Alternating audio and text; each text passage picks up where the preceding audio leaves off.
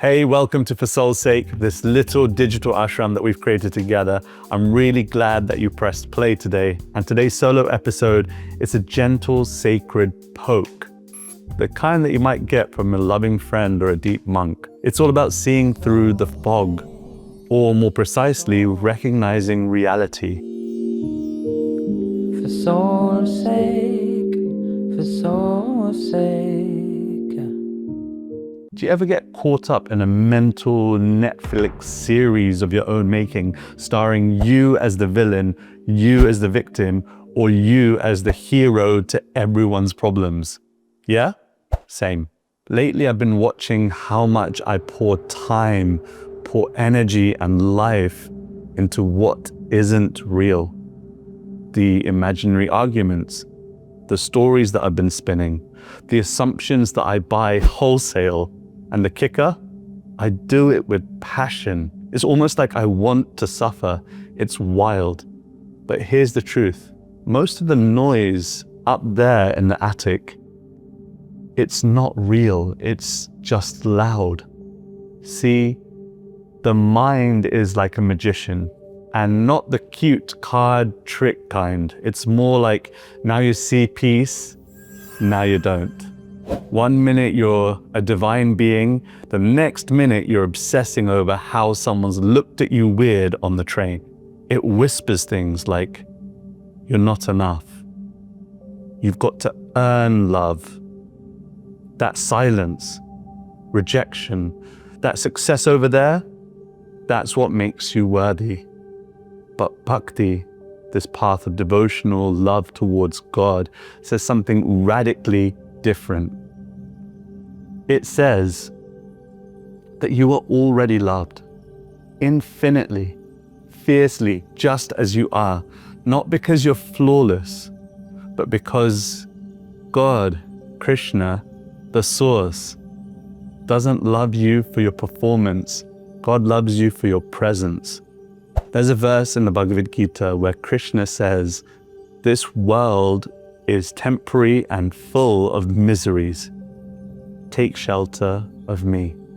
Translation, this place is a little bit of a mess, but don't worry, I've got your back. And when I pause, really pause, and chant a little, breathe a little, sit with the sacred a little, the unreal starts to loosen its grip, not because I wrestle it off, but because I remember something deeper, something truer. Let me share a moment with you just now. I was in a deep scroll spiral one day, the kind where everyone's life looked shinier, happier, more together, and there I was in my baggy hoodie eating Cocoa Pop cereal out of a mug, wondering if I missed some secret adulting memo. It felt so real. The anxiety, the self-doubt, the comparison. But then I caught myself. I closed my eyes, I took a breath, and I whispered Krishna's name. Krishna. And honestly, just like that, a sliver of stillness, a sacred exhale, and the remembrance, I'm not my thoughts. I'm not this imagined competition. I'm not behind. I am, and that's enough. So how do we actually get better at spotting the unreal?